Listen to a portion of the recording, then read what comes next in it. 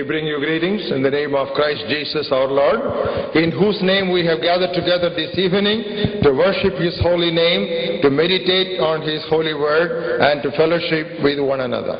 അന്യോന്യമുള്ള കൂട്ടായ്മയ്ക്കും തിരുവചന ധ്യാനത്തിനും നമ്മുടെ വാഴ്ത്തപ്പെട്ട കർത്താവിനെ ആരാധിക്കുവാനുമായി നാം ഏത് നാമത്തിൽ കൂടി വരപ്പെട്ടിരിക്കുന്നുവോ ആ നാമത്തിൽ നിങ്ങൾ എല്ലാവരെയും സന്ധ്യാവന്ദനം അറിയിക്കുന്നു. Praise God for bringing us to the second evening of this two-day evening convention.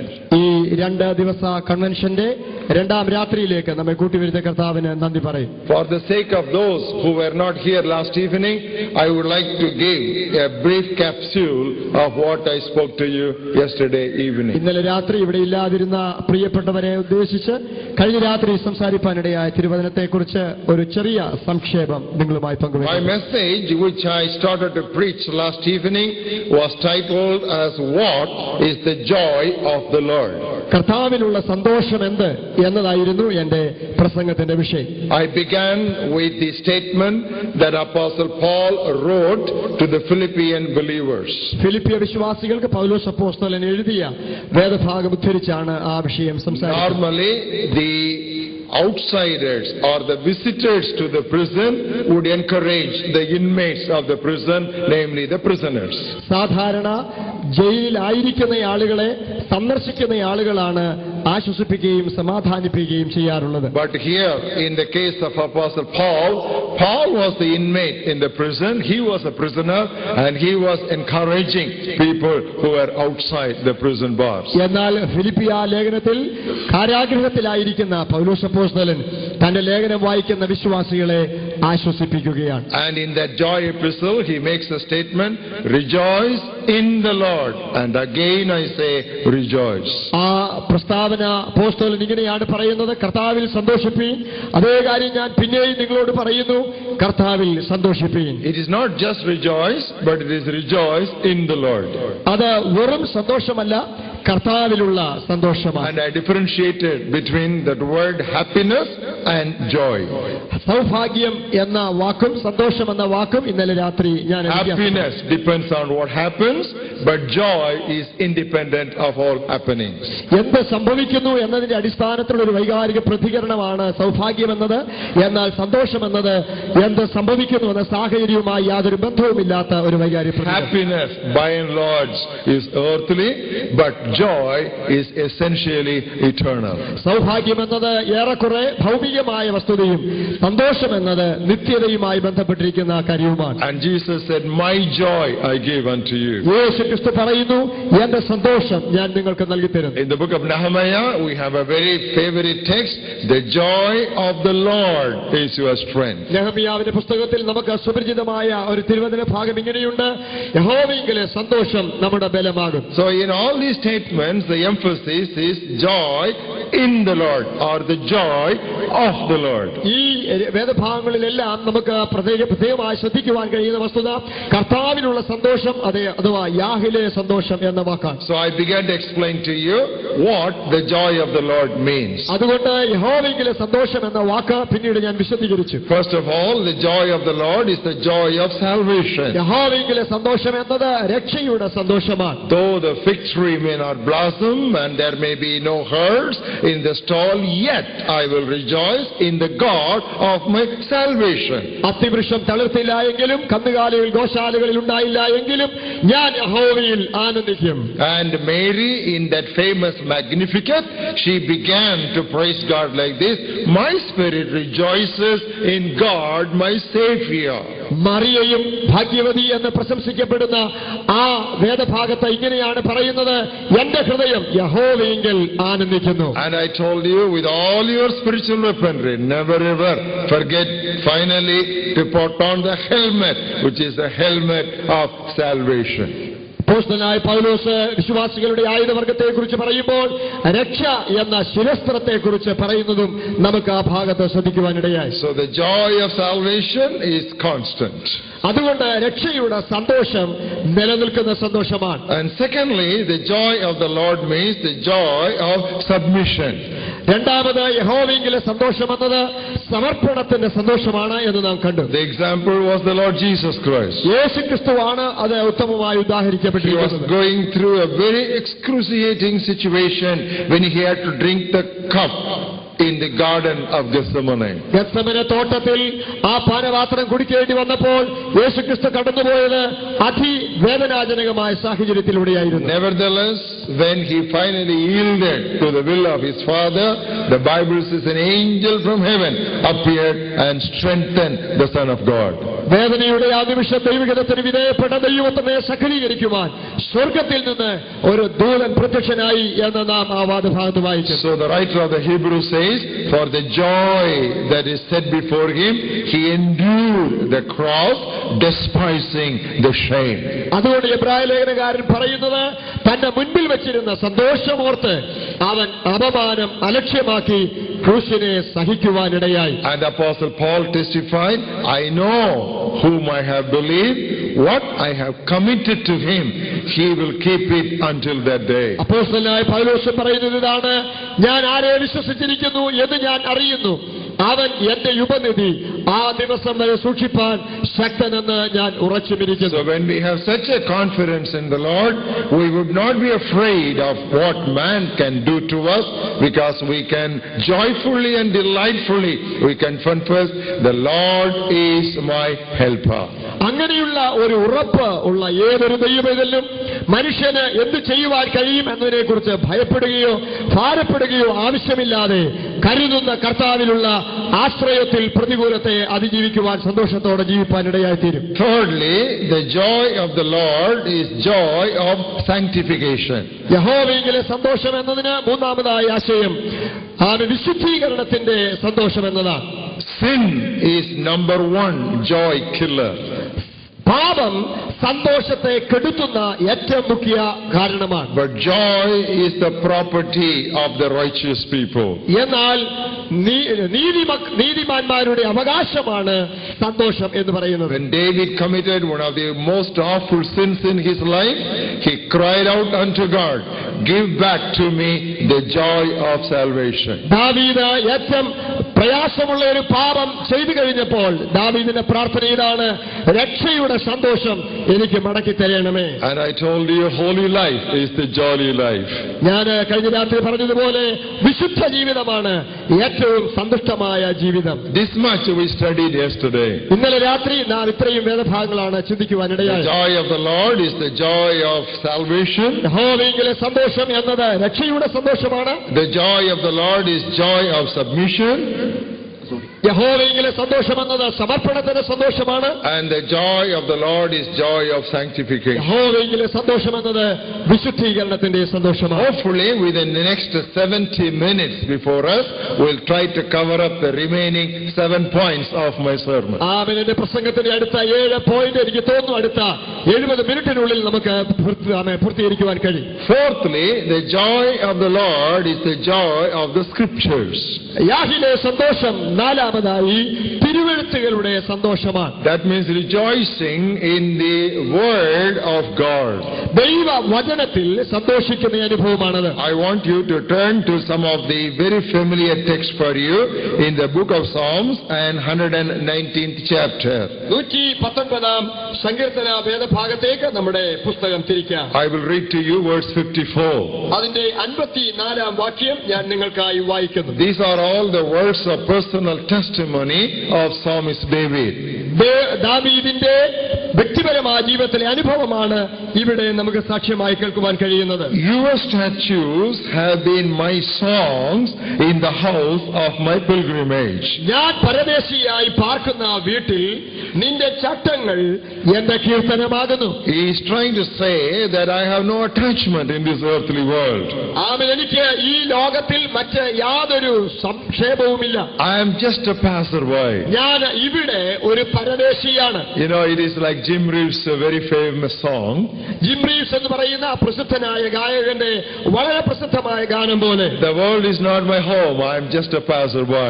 ലോകം എന്റെ സ്വന്തമല്ല, ശാശ്വതമല്ല, ഞാനിവിടെ ഒരു വഴിയാത്രക്കാരനാണ്. And here David says, this world is the house of my pilgrimage.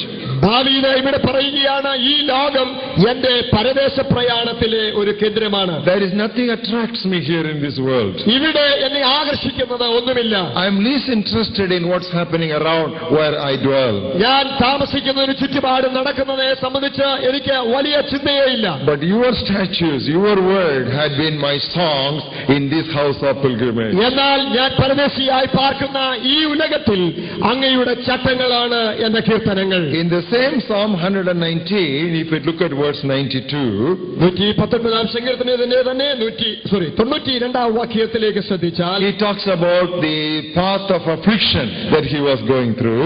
താൻ അനുഭവിക്കുന്ന കഷ്ടതയെ കുറിച്ച് കൂടിയാണ് അവിടെ വിശദീകരിച്ചിരിക്കുന്നത്. Unless your law had been my delight, I would then have perished in my affliction.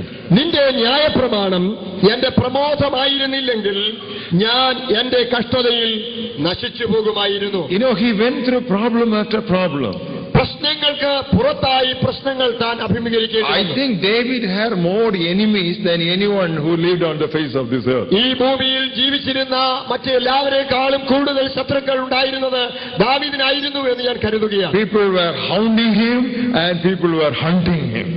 ആളുകൾ അവനെ വേട്ടയാടുന്ന ആളുകൾ അവന് വേണ്ടി പതിയിരിക്കുന്ന So അനുഭവം. all through the book of Psalms you are able to see that heartbeat of pain of the psalmist David.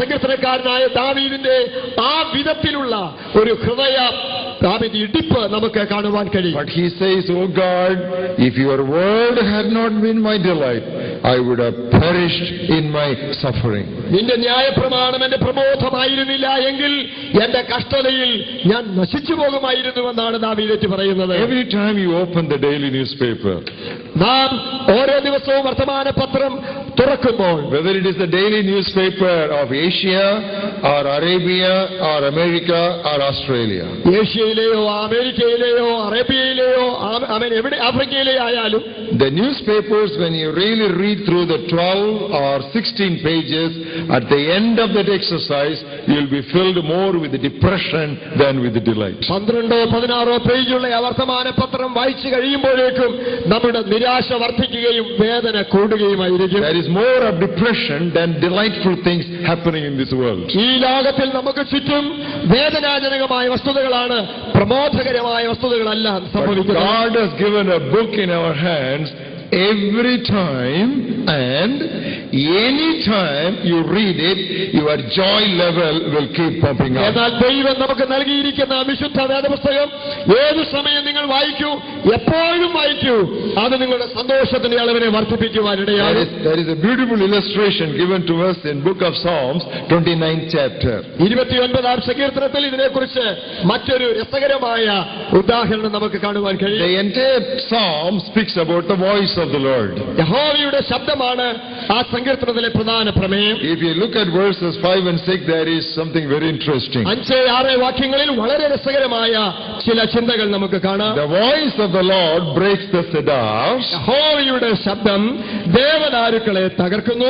and the Lord splinters the cedars of Lebanon. യഹോവ ലെബാനോനിലെ ദേവദാരുക്കളെ തകർക്കുന്നു. He makes them also skip like a calf, Lebanon and Syrian like a young wild ox.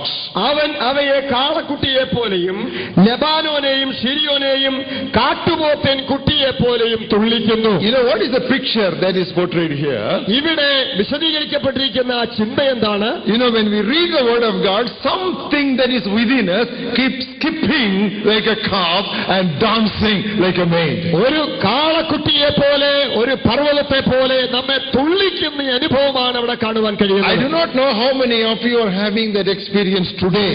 ഇന്ന് നിങ്ങൾക്ക് എത്ര പേർക്ക് അങ്ങനെയുള്ള ഒരു അനുഭവം ഉണ്ട് എന്ന് എനിക്കറിയില്ല. In the early days, after we got converted and after we submitted our life to the Lord Jesus Christ and walked through the waters of baptism and filled with the baptism with the Holy Spirit, every time we opened the Bible, there was rejoicing of the heart. But my question is, how much of joy do you experience today when you open up this old book? അവൻ ജീവിതത്തിൽ രക്ഷിക്കപ്പെട്ട നാളുകളിൽ, ആ സ്നാനപ്പെട്ട കാലയളവുകളിൽ, ആത്മീക ജീവിതത്തിന്റെ പ്രാരംഭ നാളുകളിലൊക്കെ തിരുവചനം വായിച്ച് സന്തോഷിക്കുവാൻ പ്രമോദിക്കുവാൻ കഴിഞ്ഞത് ഒരുപക്ഷെ നമ്മുടെ എല്ലാവരുടെയും അനുഭവമായിരിക്കാം. എന്നാൽ എന്റെ ചോദ്യം, ഇപ്പോഴും ആ അനുഭവത്തിൽ തുടരുവാൻ എത്ര പേർക്ക് കഴിയുന്നുണ്ട്? Most of us read the Bible out of a mere sense of duty and not with a spirit of delight. പലരും വിശുദ്ധ വേദപുസ്തകം വായിക്കുന്നത് ഒരു ദൗത്യം പൂർത്തീകരിക്കുക എന്ന ചിന്തയോടെയാണ്, അല്ലാതെ അതിൽ സന്തോഷവും ആനന്ദവും കണ്ടുകൊണ്ടല്ല. If I don't read the Bible, God will be unhappy with me. ഞാൻ വചനം വായിച്ചില്ലെങ്കിൽ ദൈവത്തിനത് ദുഃഖകരമാകുമോ? If I don't read the Bible, my visa may not be extended. ഞാൻ വചനം വായിച്ചില്ലെങ്കിൽ എന്റെ വിസ കിട്ടപ്പെടാതെ പോകുമോ? If I don't read the Bible, the blessing that the Lord keeps pouring into my family may stop. എന്റെ കുടുംബത്തിൽ ദൈവം പകർന്നിരിക്കുന്ന അനുഗ്രഹങ്ങൾ ഞാൻ Bible വായിക്കാത്തത് നിമിത്തം തടയപ്പെടുമോ? These seems to be the reasons which propel us into the opening of the Bible. ഇങ്ങനെയുള്ള ചിന്തകളായിരിക്കാം ഒരുപക്ഷേ നമ്മെ വിശുദ്ധ വചനം വായിക്കുവാൻ വേണ്ടി തള്ളിവിടുന്നത്. But the Bible says, blessed is the man whose delight is in the joy of the Lord, in the word of the Lord, and he meditates therein day and night. എന്നാൽ ദൈവവചനത്തിൽ വായിക്കുന്നത് യഹോവയുടെ ന്യായപ്രമാണത്തിൽ സന്തോഷിച്ച് അവന്റെ ന്യായപ്രമാണത്തെ രാപ്പകൽ ധ്യാനിക്കുന്നവനാണ് ഭാഗ്യവാൻ. I want to ask you a question. ഞാനൊരു ചോദ്യം നിങ്ങളോട് ചോദിക്കട്ടെ. How many of you have read through the whole Bible, Genesis to Revelation, at least once, without leaving out any chapter in your life?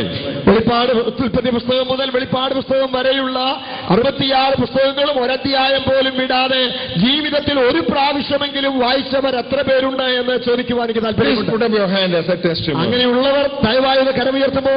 Now it is not even 50%.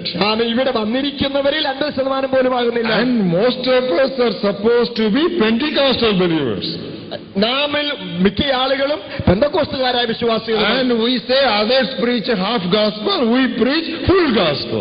നാം മറ്റുള്ളവരെ കുറിച്ച് പറയാറുണ്ട്, അവരൊക്കെ പാതി സുവിശേഷം പ്രസംഗിക്കുന്നവരാണ്, ഞങ്ങൾ പൂർണ്ണ സുവിശേഷ പ്രസംഗകർ. So in a so-called Pentecostal congregation like this, if not even 50% of the people, and most of you are in your middle age group, if you have not read the Bible at least once, you can think of what the average would be if you take all the Christian denominations together. പെന്തക്കോസ്തുകാരായ നമ്മുടെ കൂടിവരവുകളിൽ ഒട്ടുമിക്ക ആളുകളും മധ്യവയസ്കരായ ഈ കൂട്ടത്തിൽ തന്നെ 50% ആളുകൾ പോലും ഒരു പ്രാവശ്യം വേദപുസ്തകം വായിച്ച് മുഴുമിപ്പിക്കാത്തവരാണെങ്കിൽ മറ്റുള്ള ആളുകളുടെ ഗതി എന്തായിരിക്കുമെന്ന് നമുക്ക് ചിന്തിക്കാവുന്നതാണ്. That's why I am teaching this kindergarten VBS lesson here.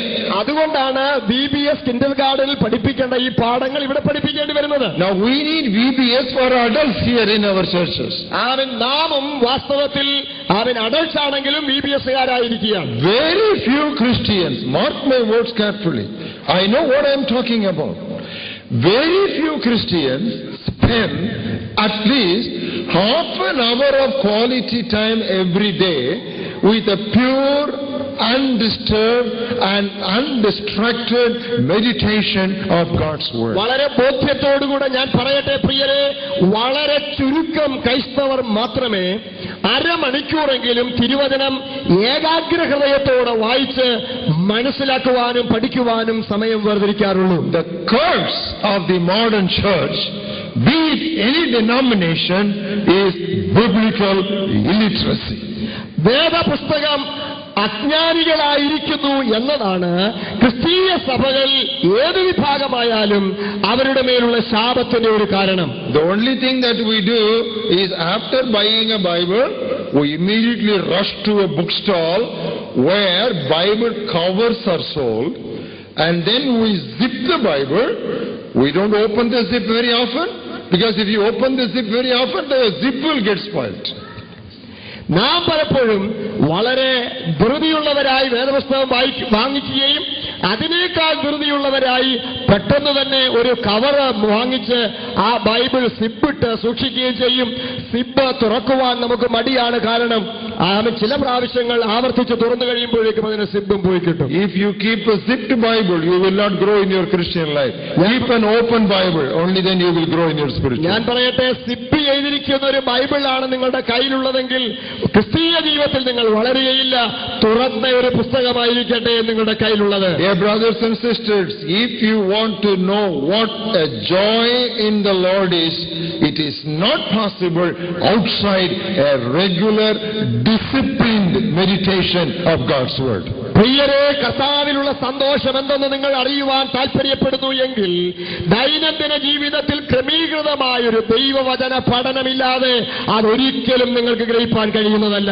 Just skipping through the pages casually, you are not going to get the real riches. യാദൃച്ഛികമായി വേദപുസ്തക പേജുകളിലൂടെ ഒരു ഓട്ടപ്രദക്ഷിണം നടത്തുന്നത് ആത്മീയ വളർച്ചയ്ക്ക് ഭൂഷണമല്ല. If you go through the banks of the river or the shores of the sea, you can get lot of pebbles. But if you want pearls, you should go for deep sea diving. നിങ്ങൾ നദികളുടെയോ കടലിന്റെയോ തീരങ്ങളിലൂടെ പോയാൽ ഒരുപക്ഷെ അവിടെ അടിഞ്ഞുകൂടിയിരിക്കുന്ന പല വസ്തുതകളെയും നിങ്ങൾക്ക് ലഭിച്ചേക്കാം. എന്നാൽ കടലിന്റെ ആഴത്തിൽ പോയെങ്കിലേ ചില മുത്തുച്ചിപ്പികളെ നിങ്ങൾക്ക് ലഭ്യമാകുകയുള്ളൂ. This is not even the month of March. It is not over yet. We have got another 9 months to go in 2008. I plead with you. This convention is only for 2 days. We know how to sing, we know how to shout, we know how to jump, but we don't know how to sit and read the Bible as a discipline. That's why I'm speaking to you. 2008-ന്റെ മൂന്നാമത്തെ മാസമാണ് കഴിഞ്ഞു പോകുവാൻ തുടങ്ങുന്നത്. ഇനി 9 മാസങ്ങൾ കൂടെ ശേഷിക്കുന്നു. ഈ കൺവെൻഷന്റെ സമാപന രാത്രി ഞാൻ നിങ്ങളോട് അപേക്ഷിക്കുകയാണ്, തിരുവചനം നന്നായി വായിക്കുവാനും പഠിക്കുവാനും ദയവായി സമയം വേർതിരിക്കുക. And decide that before you come to Christmas service in 2008, you would have finished reading through the Bible at least once. എന്റെ ആഗ്രഹവും താല്പര്യവും നിങ്ങൾ ക്രിസ്തുമസ് നാള് സമീപിക്കുന്നതിന് മുൻപ് തന്നെ വേദപുസ്തകം ഒരു പ്രാവശ്യമെങ്കിലും പൂർണ്ണമായി വായിക്കുവാൻ ഇടവരുമെന്നതാണ്. I have been in the ministry for about 35 years now. ഞാൻ ഏതാണ്ട് 35 വർഷമായി ഇപ്പോൾ ശുശ്രൂഷയിലായിരിക്കുന്നു. I have seen the rough side of life. ജീവിതത്തിന്റെ പരുക്കൻ മണ്ഡലങ്ങളെ എനിക്ക് പരിചയമുണ്ട്. I have seen most of the problems in life. ജീവിതത്തിന്റെ ഏറെക്കുറെയുള്ള പ്രശ്നങ്ങളുമായി എനിക്ക് But I പരിചയമുണ്ട്. want to honestly confess before you tonight that I never ever lost the joy of the Lord. That's not because of any of my inherent greatness, but that's because of the Word of God. And along with David, I would be able to say, unless the Word of the Lord had been my delight, I would have perished in my affliction. എന്റെ ജീവിതത്തിന്റെ കഴിഞ്ഞ നാളുകളെ അനുഭവത്തിൽ നിന്ന് ഞാൻ പറയട്ടെ, വേദനകളുടെയും പ്രശ്നങ്ങളുടെയും ഏറ്റുമുട്ടലുകൾ അനുഭവിച്ചിട്ടുണ്ട് എങ്കിലും ഒരു ദിവസം പോലും യഹോവയിലെ സന്തോഷം എനിക്ക് നഷ്ടമായിട്ടില്ല. അതിന് അടിസ്ഥാന കാരണം എന്റെ എന്തെങ്കിലും ജന്മസിദ്ധമായ കഴിവുകളോ പ്രത്യേകതയോ അല്ല. ദാവീദ് പറയുന്നത് പോലെ അങ്ങയുടെ ന്യായപ്രമാണം എന്റെ പ്രമോദമായിരുന്നില്ല എങ്കിൽ ഞാൻ കഷ്ടതയിൽ നശിച്ചു പോകുമായിരുന്നു. The joy of the Lord is the joy of His scriptures. അതുകൊണ്ട് യഹോവയിലെ സന്തോഷം എന്നത് തിരുവചനത്തിലെ സന്തോഷമാണ്. Number 5. അഞ്ചാമത്തെ കാര്യം, The joy of the Lord is the joy of singing.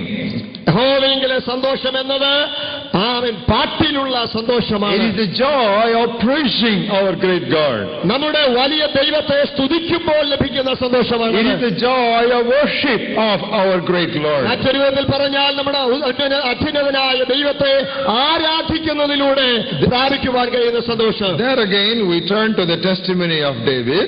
ദാവീദിന്റെ തന്നെ അനുഭവം ഈ ഭാഗത്ത് നമുക്ക് ശ്രദ്ധിക്കാം. You know, the book of Psalms has got a tremendous devotional value. ആമേൻ. സങ്കീർത്തനങ്ങൾക്ക് ധ്യാനപരമായൊരു വലിയ മൂല്യമുണ്ട്. Deep in devotional content. വളരെ ആഴത്തിൽ ധ്യാനിക്കുവാൻ കഴിയുന്ന ആശയങ്ങൾ അവിടെ കാണുവാൻ. Turn with me to Psalm 122. 122-ാം സങ്കീർത്തനം. I'll read to you verse 1 and 4. 1-ാം വാക്യവും 4-ാം വാക്യവും ഞാൻ നിങ്ങൾക്കായി വായിക്കട്ടെ. I was glad when they said to me, let's go into the house of the Lord. നമുക്ക് യഹോവയുടെ ആലയത്തിലേക്ക് പോകാം എന്ന് പറഞ്ഞപ്പോൾ ഞാൻ സന്തോഷിച്ചു. Why was he happy?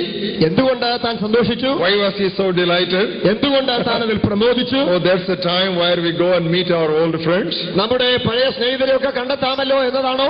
And there it's a place where we can go and show the other people what What's the latest shirt we have purchased, or the latest sari that we are wearing? നാം വളരെ അടുത്ത കാലത്ത് വാങ്ങിയ ഏറ്റവും സുന്ദരമായ shirt, sari ഒക്കെ നമ്മുടെ അടുത്തുള്ള ആളുകളെ കാണിക്കാം എന്ന ചിന്തയിലാണോ? That's not why I am glad when they said to me, we'll go to the house of God.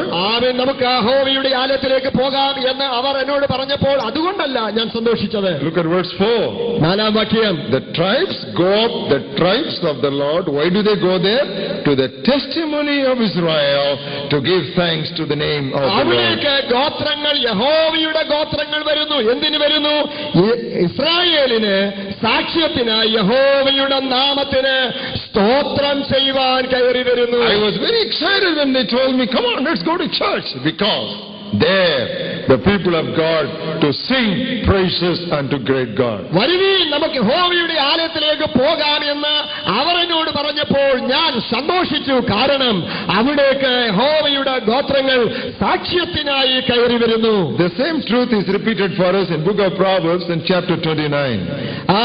സദൃശ്യവാക്യം 29-ാം അധ്യായത്തിൽ ഇതേ ആശയത്തെ വിശദീകരിച്ചിരിക്കുന്നത് നമുക്ക് കാണാം. Look at the 6th verse. 6-ാം വാക്യം, Latter portion. അവസാന ഭാഗം. The righteous sings and rejoices. 29-ാം അധ്യായം 6-ാം വാക്യത്തിന്റെ 2-ാമത്തെ ഭാഗത്ത് പറയുന്നു, നീതിമാനോ ഘോഷിച്ച് ആനന്ദിക്കുന്നു. You know, this is a very, very rare word. You can just underline this word.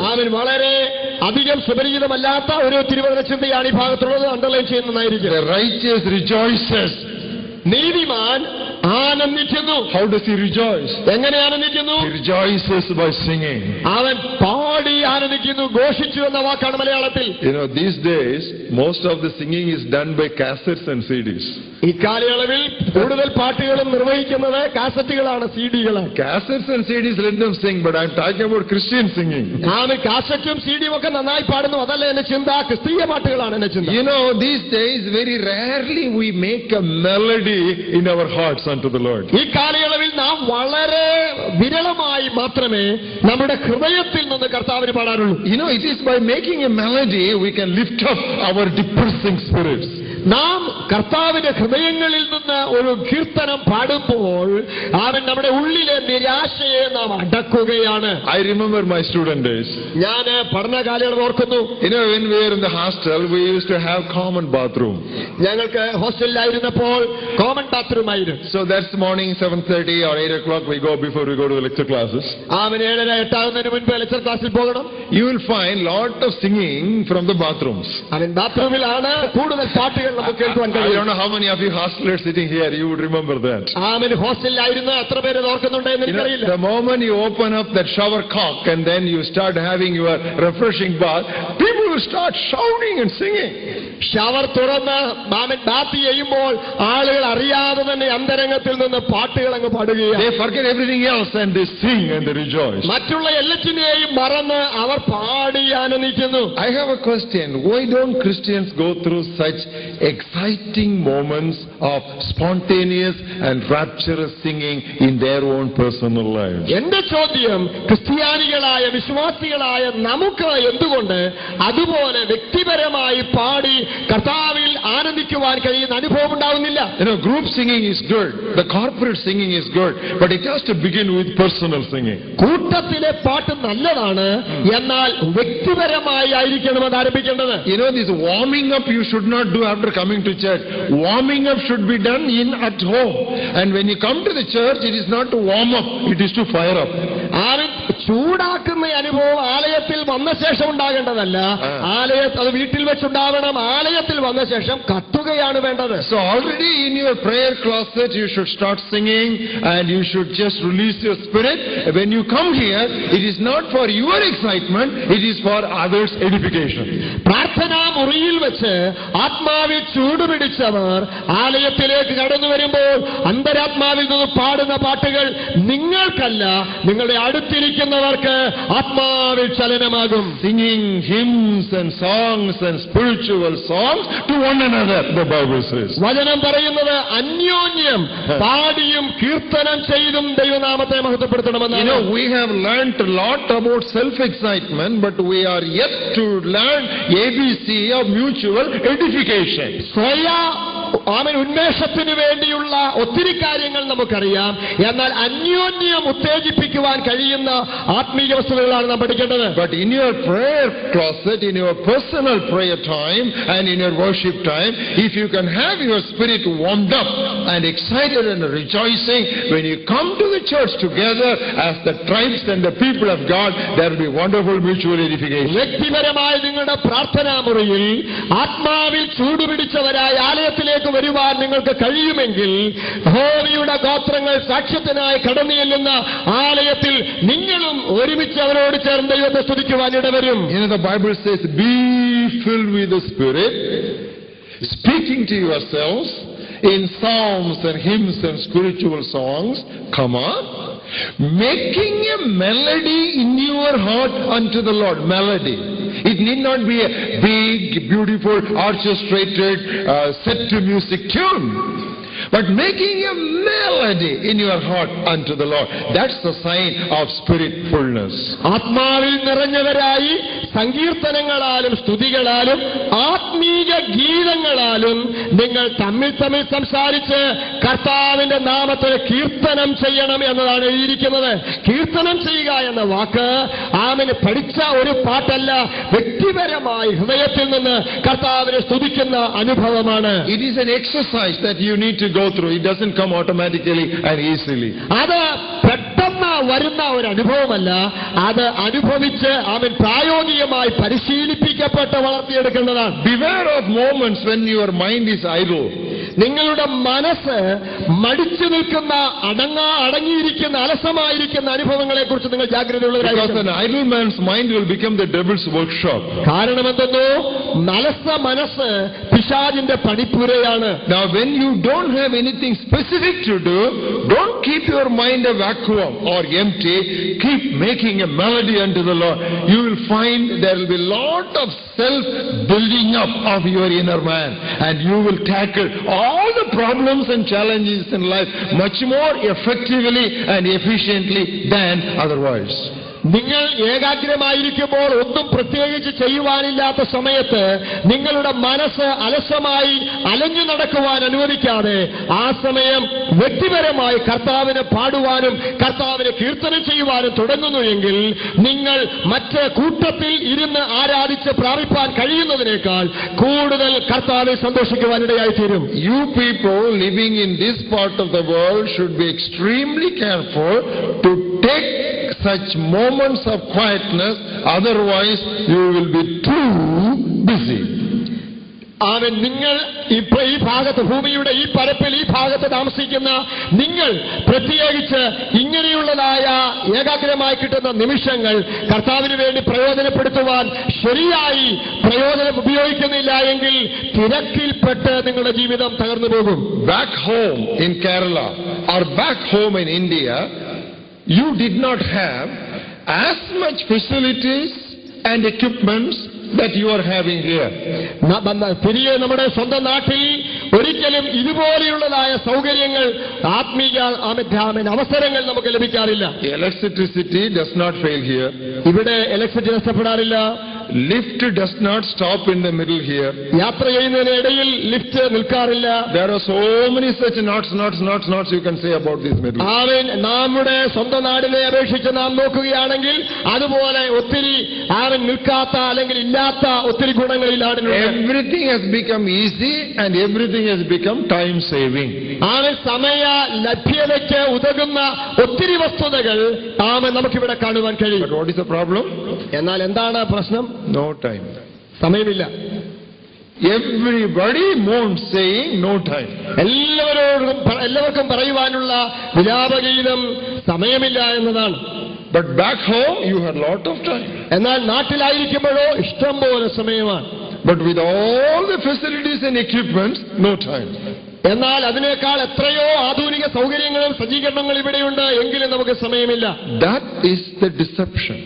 അവിടെയാണ് വഞ്ചന നടക്കുന്നത്. You will not get time, you should find and take time. ഇവിടെ സമയം നമ്മെ കണ്ടെത്തുകയല്ല, നാം സമയത്തെ കണ്ടെത്തുകയാണ് വേണ്ടത്. Don't try to do anything and everything. എല്ലാം ഏതും എല്ലാവും ചെയ്യുവാനുള്ളൊരു തയ്യാറെടുപ്പല്ല വേണ്ടത്. Confine yourself to do only that which you must do. നിങ്ങൾ ചെയ്യേണ്ടത് മാത്രം ചെയ്യുവാൻ നിങ്ങൾ പരിമിതപ്പെടൂ. And take a quality time and stay quiet before the Lord, just beholding His glory and greatness and grandeur, and make melody in your heart to the Lord. That's a spiritual exercise the Bible talks about very many places. ജീവിതത്തിൽ പ്രമുഖമായ സമയം ദൈവസന്നിധിയിൽ ഇരുന്ന് വ്യക്തിപരമായ കർത്താവിനെ വാഴ്ത്തുവാനും തിരുവചനം വായിക്കുവാനും കർത്താവിനെ സ്തുതിക്കുവാനും വേർതിരിക്കുന്നു എങ്കിൽ തിരുവചനത്തിൽ പറയുന്ന ആ സന്തോഷം ദൈവമക്കളെ നമുക്ക് അനുഭവിപ്പാനിടയായി തീരും. Don't worship your work. ജോലിയെ ആരാധിക്കരുത്. Let me say that again. ഒന്നുകൂടെ പറയട്ടെ. It is true we have come here not to evangelize the Middle East. We have come here to earn money, that everybody knows. നാം ആരും ഇവിടെ വന്നത് സുവിശേഷകരായിട്ടല്ല, ഇവിടുത്തെ ആളുകളെ സുവിശേഷീകരിക്കാനുമല്ല, ജോലി ചെയ്യുക, പണം കണ്ടെത്തുക എന്നതാണ് ലക്ഷ്യം.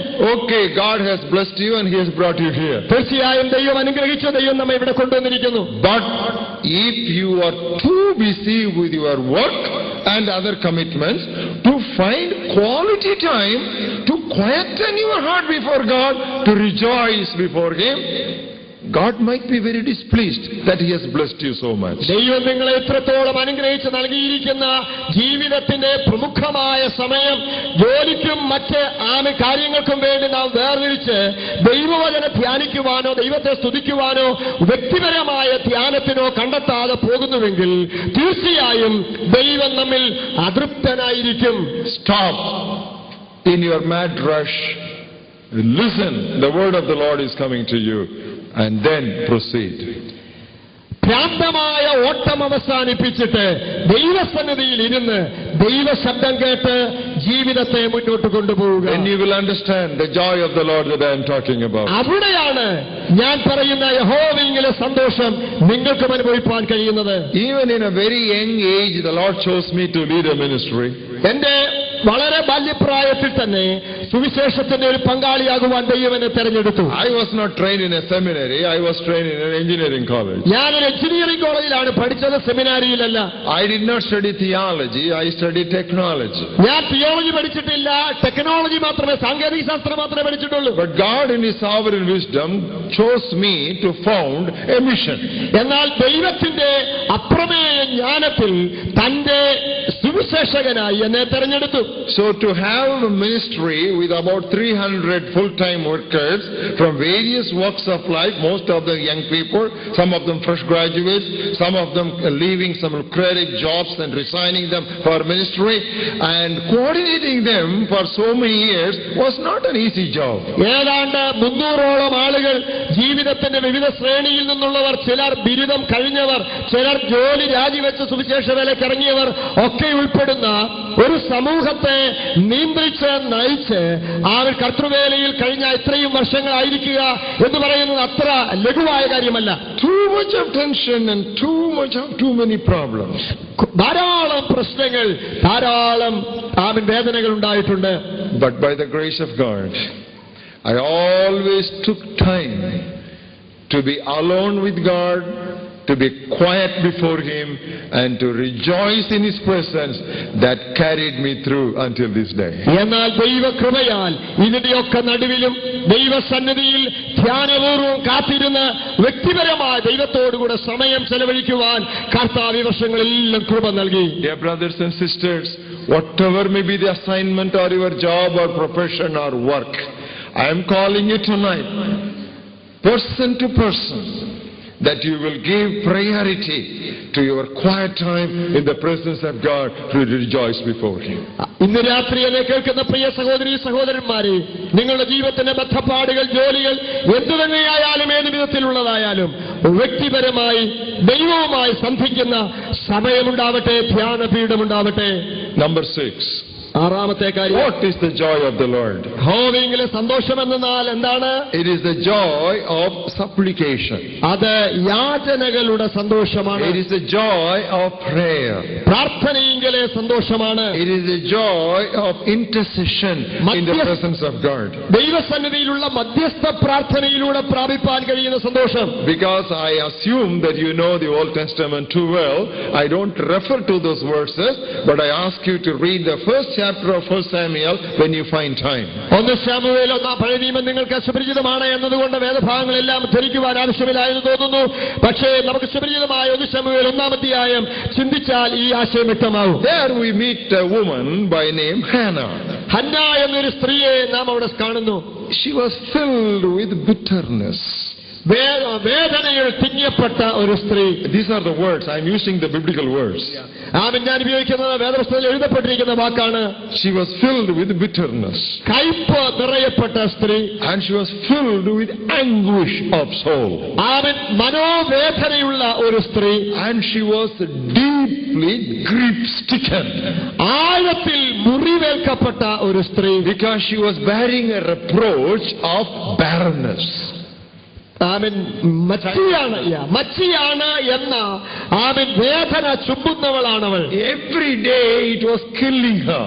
അവളെ ഓരോ ദിവസവും അത് കൊല്ലുകയാണ്. You know, when you don't have a child, that itself bothers you. When others start reproaching you, that becomes all the more painful. മക്കളില്ലാതിരിക്കുന്നത് തന്നെ സ്വയമായി വേദനയ്ക്ക് ആവശ്യത്തിനുള്ള വസ്തുതയാണ്. അതുകൂടാതെ മറ്റുള്ളവർ കൂടി വേദനിപ്പിക്കുവാൻ തുടങ്ങിയാലോ? She went into the temple of God. യഹോവയുടെ ആലയത്തിലേക്ക് അവൾ കടന്നു. You know what my Bible says? എന്റെ വചനം പറയുന്നു, she poured her soul before the Lord, comma or semicolon, and she was no more sad after that. അവൾ ഹൃദയം ദൈവസന്നിധിയിൽ പകർന്നു, പിന്നീട് ഒരിക്കലും അവളുടെ മുഖം വാടിയതുമില്ല. She poured her heart before the Lord, and her face was no more sad. It was not easy. അവളുടെ ഹൃദയം ദൈവസന്നിധിയിൽ പകർന്നു, പിന്നീട് ഒരിക്കലും അവളുടെ മുഖം വാടിയില്ല എന്നത് വളരെ ചിന്തിക്കുക സാരമല്ല. She did not become happy after she became pregnant. അവൻ ഗർഭിണിയായ ശേഷം സന്തോഷവതിയായി എന്നല്ല. It was not pregnancy which gave her the joy, but it was a prayer that she offered unto God that gave her the joy. ഗർഭധാരണമല്ലേ അവളെ സന്തോഷവതിയാക്കിയത്, പ്രാർത്ഥനയാണ് അവളെ സന്തോഷവതിയാക്കിയത്. Now you need to read the Bible carefully, only then you understand these truths. വളരെ ശ്രദ്ധയോടെ വചനം വായിച്ചെങ്കിലേ ഈ ആശയങ്ങൾ ഗ്രഹിക്കാൻ കഴിയും. Now I want you to understand this truth, quickly turning to book of Philippians again on this important. ഈ ആശയം മനസ്സിലാക്കിയെങ്കിൽ Philippi ലേഖനത്തിലേക്ക് വരുമ്പോൾ നമുക്ക് ആ ധ്യാനചിന്ത മനസ്സിലാകും. Turn with me to book of Philippians, 4th chapter. Philippi ലേഖനം 4-ാം അധ്യായം. I will read to you from verse 6 and then we'll also read verse 7. അവൻ 6-ാം വാക്യം ആദ്യം വായിക്കുന്നു, അതിനുശേഷം 7-ാം വാക്യവും നമുക്ക് വായിക്കാം. Everybody open up your Bibles to Philippians 4th chapter. If you have not brought your Bibles, please share the Bibles of your neighbors. അവൻ എല്ലാവരും ദയവായി തങ്ങളുടെ വിശുദ്ധ വേദപുസ്തകം തുറക്കുക. ഫിലിപ്പി ലേഖനം 4-ാം അധ്യായത്തിലേക്ക് ആരെങ്കിലും വിശുദ്ധ വേദപുസ്തകം കൊണ്ടുവരാത്തവരുണ്ടെങ്കിൽ അടുത്തിരിക്കുന്നയാളിന്റെ പുസ്തകം ശ്രദ്ധിക്കുന്നു. നന്നായി. Be anxious for nothing, ഒന്നിനെക്കുറിച്ചും വിചാരപ്പെടരുത്. but in everything by prayer and supplication with thanksgiving let your requests be made known to God. എല്ലാറ്റിലും പ്രാർത്ഥനയാലും അപേക്ഷയാലും നിങ്ങളുടെ ആവശ്യങ്ങൾ സ്തോത്രത്തോടുകൂടെ ദൈവത്തോട് അറിയിക്കുകയത്രേ വേണ്ടത്. And what will be the result? അതിന്റെ ഫലം എന്താണ്? Suppose you have a problem. ഒരു പ്രശ്നം നിങ്ങൾക്കുണ്ടെങ്കിൽ, you are going through a very difficult situation. വളരെ പ്രതിസന്ധികൾ നിറഞ്ഞൊരു സാഹചര്യത്തിലൂടെ കടന്നു പോകുമ്പോൾ it gives you a lot of anxiety. അത് തീർച്ചയായും വളരെ നിങ്ങളെ ഭാരപ്പെടുത്തും. Your only child is suffering from brain tumor. നിങ്ങളുടെ ഏക പൈതൽ ബ്രെയിൻ ട്യൂമറിനാൽ ഭാരപ്പെടുന്ന ഒരു സമയം, and they are just about to operate on her. അത് ഓപ്പറേഷന് വേണ്ടി നിയോഗിക്കപ്പെടുന്ന നിമിഷം, and the operation doesn't seem to be very prospective. ആ ഓപ്പറേഷൻ ചെയ്തത് തന്നെ വളരെ പ്രതീക്ഷാജനകമാകുന്നില്ല. She might come out of the operating table or she might collapse on the table itself. Operation ടേബിളിൽ തന്നെ അവൾ അബോധാവസ്ഥയിലാക്കപ്പെടുകയോ ഒരുപക്ഷെ വളരെ കഷ്ടിച്ച് പുറത്തു വരികയോ ചെയ്യുന്ന സമയം, she is your only child. നമുക്കുള്ള ഏക പൈതലാണ് എന്നിരിക്കട്ടെ, that gives you a real moment of anxiety. തീർച്ചയായും അത് നമ്മളെ വളരെ ഭാരപ്പെടുത്തുന്ന നിമിഷമാണ്. It's very difficult. വളരെ വേദനാജനകം. And if you also have some extra medical knowledge, the situation becomes more complicated. ആമേൻ. വൈദ്യശാസ്ത്രപരമായ അല്പ അറിവൂടുള്ള ആളാണെങ്കിൽ ഈ രോഗത്തെക്കുറിച്ച് കേട്ട് കഴിയുമ്പോൾ തീർച്ചയായും കൂടുതൽ ഭാരം നമുക്കുണ്ടാവും. At that time, അങ്ങനെയുള്ള സമയം you don't be anxious. ഇതിനെക്കുറിച്ചും വിചാരപ്പെടരുത്. With thanksgiving, what to thank God for? Just thank God for who He is. ദൈവത്തിന് സ്തോത്രം പറയണം. എന്തിന് സ്തോത്രം പറയണം? ദൈവം സ്തോത്രത്തിന് യോഗ്യനാകിയാൽ ദൈവം ആരായിരിക്കുന്നുവെന്ന് ഓർത്ത് സ്തോത്രം ചെയ്യുവാൻ ആ നിമിഷം കഴിയണം. Not what you might get or what you might not get. That is not the subject of praise. Who God is, that is the subject of your praise. നിങ്ങൾക്ക് ലഭിക്കുവാൻ പോകുന്ന കാര്യങ്ങളെ ഓർത്തോ ലഭിച്ച കാര്യങ്ങളെ ഓർത്തോ അല്ല സ്തോത്രം ചെയ്യേണ്ടത്. ദൈവം സ്തോത്രത്തിന് യോഗ്യനാകിയാൽ ആ ദൈവത്തെ സ്തുതിക്കണം. And let your request made known unto God. ആമേൻ. നിങ്ങളുടെ ആവശ്യങ്ങൾ അങ്ങനെ ദൈവത്തോട് അറിയിക്കണം. Does not God know that your daughter is going through such a situation? തീർച്ചയായും നിങ്ങളുടെ ദൈവത്തിന് അറിയില്ലേ ഇങ്ങനെയുള്ള വേദനയിലൂടെ മകൾ കടന്നു പോകുന്ന കാര്യം? And should you inform him as if he does not know it? ദൈവത്തിന് അറിയില്ല എന്ന ചിന്തയിൽ ഇതൊക്കെ നിങ്ങൾ ദൈവത്തെ അറിയിക്കേണ്ടതുണ്ടോ? He knows it. തീർച്ചയായും ദൈവത്തിന് അറിയാം. But now in prayer you are making it known unto him. എന്നാൽ പൗലോസ് ഇവിടെ പറയുകയാണ് നിങ്ങൾ പ്രാർത്ഥനയിലൂടെ ദൈവത്തെ അറിയിക്കണം. What will be the result? എന്താണ് ഇതിന്റെ അനന്തരഫലം? God will heal your daughter from brain tumor. Is it? ദൈവം നിങ്ങളുടെ പൈതലിനെ ആ brain ട്യൂമറിൽ സൗഖ്യമാക്കുമല്ലേ? That is not what the Bible says. വചനം പറയുന്നത് അതല്ല അതിന്റെ പ്രത്യക്ഷമായ ഫലം. That is what most of the preachers are preaching today. തീർച്ചയായും കൂടുതൽ പ്രസംഗകരും അതാണ് പ്രസംഗിക്കുന്നത് നമുക്കറിയാം. That is a wrong preaching. ആമേൻ. അതല്ല, അത് തെറ്റായ പ്രസംഗമാണ്. Most of the TV preaching is only that. ആമേൻ. ടിവിയിലെ പ്രമുഖ പ്രസംഗകരുടെ എല്ലാ പ്രഭാഷണ സാരാംശം ഇത് തന്നെയാണ്. Most of the magazines are only writing that. ആമേൻ. പ്രമുഖ മാസികകളിലെ എല്ലാം എഴുത്തുകളുടെ സംഗ്രഹം ഇത് തന്നെ. There is no such promise in the Bible. എന്നാൽ അങ്ങനെയുള്ള ഒരു വാഗ്ദത്തമല്ലേ വചനത്തിൽ. You take your problem to God and you pray for that problem, your problem will be solved. Nowhere the Bible says that. അവൻ പ്രോബ്ലവുമായി ദൈവസന്നിധിയിൽ വന്നാൽ പ്രോബ്ലം പരിഹരിക്കുമെന്ന് വാഗ്ദത്തമല്ല വചനത്തിലേത്. That is another gospel. അവൻ അത് മറ്റൊരു സുവിശേഷം. That is a wrong message. അത് തെറ്റായ ഒരു സന്ദേശം. That is another Jesus. അത് വേറൊരു യേശുവാണ്. That is a diluted, distorted, deviating doctrine. അത് തിരുവചനത്തെ ലഘൂകരിക്കുന്നതും തിരുവചനത്തെ മാറ്റിമറിക്കുന്നതുമായ ഒരു ചിന്തയാണ്. What does the Bible say? വചനം എന്ന് പറയുന്നു. The Bible says, വചനം പറയുന്നു, when you make your anxieties known unto God, നിങ്ങളുടെ വിചാരങ്ങൾ ആ ഭാരങ്ങൾ ദൈവത്തോട് അറിയിച്ചാൽ the problem may or may not be solved. പ്രശ്നം പരിഹരിക്കപ്പെടുകയോ പരിഹരിക്കപ്പെടാതിരിക്കുകയോ ചെയ്തേക്കാം. Your daughter may or may not be healed. നിങ്ങളുടെ പൈതൽ സൗഖ്യമാവുകയോ ആകാതെയോ ഇരിക്കാം. But the peace of God, which passes all understanding, shall keep your heart and mind in Christ. എന്നാൽ സകല ബുദ്ധിയെയും കവിയുന്ന ദിവ്യ സമാധാനം നിങ്ങളുടെ ഹൃദയങ്ങളിൽ ക്രിസ്തുവേശുവിൽ കാക്കുവാനിടയാകും. Healing may or may not come. ആമേൻ. സൗഖ്യം വരികയോ വരാതിരിക്കുകയോ ചെയ്യാം. But the peace of God will come. തീർച്ചയായും സമാധാനം അവിടെ വെളിപ്പെടും. You might wonder, brother, why you told about daughter, you told about brain tumor. What do you refer to? I was talking about my daughter. ആമേൻ. നിങ്ങൾ ചിന്തിച്ചേക്കാം, എന്താ ബ്രദറെ ഇങ്ങനെ മകളെ കുറിച്ചും ബ്രെയിൻ ട്യൂമറിനെ കുറിച്ചും ഒക്കെ പറയുന്നത്? ഞാൻ പറയുന്നത് എന്റെ കാര്യമാണ്. Dear brothers and sisters, പ്രിയ സഹോദരീ സഹോദരന്മാരെ, when you go through most trying situation in life, ജീവിതത്തിലെ ഏറ്റവും വരണ്ട സാഹചര്യങ്ങളിലൂടെ പോകുമ്പോൾ, when you really take that anxiety and tell it to God, I tell you, 100%, 200%, whether or not the problem is solved, that is secondary. What is more important is that our hearts getting stabilized with the peace of God, and you won't be able to understand it, others won't be able to understand it. Are you? This kind of problem this man is going through, but look at his face. He's so calm, so composed, so cool. What's the secret? Peace of God that passes all understanding. Are you with me? നിങ്ങളുടെ വേദനയുടെ നിമിഷങ്ങളെ ദൈവസന്നിധിയിലേക്ക് പങ്കുവെച്ച് കഴിയുമ്പോൾ അടുത്തിരിക്കുന്ന സഹോദരനും സഹോദരിക്കും കൂട്ടുകാർക്കും നാട്ടുകാർക്കും മനസ്സിലാകാത്ത ഒരു ദിവ്യ സമാധാനം നിങ്ങളുടെ മുഖത്ത് വിളയാടുവാനിടയായി തീരും. Brothers and sisters, പ്രിയ സഹോദരി സഹോദരന്മാരെ, that is why God has taught, Jesus has taught us to pray because He does not want us to be unnecessarily burdened and bothered and bogged down by this heaviness in our Christian life. അതുകൊണ്ടാണ് യേശു പറഞ്ഞത് നാം പ്രാർത്ഥിക്കണം. എന്തെന്നോ വേദനയുടെയും ഭാരങ്ങളുടെയും നടുവിൽ ആവശ്യമില്ലാതെ ഹൃദയം കലങ്ങുന്നവരും മനസ്സ് ഭാരപ്പെടുന്നവരുമായി നാം തീരുവാനിട വരരുത്. You know what is prayer? പ്രാർത്ഥന എന്താണ്? Suppose I am the son and he is my father.